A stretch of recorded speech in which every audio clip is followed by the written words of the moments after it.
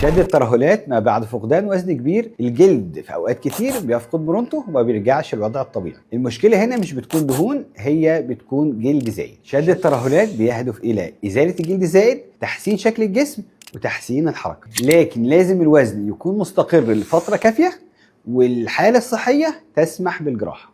شد الترهلات بيكون خطوه تجميليه بعد نجاح فقدان الوزن، مش بديل عنه.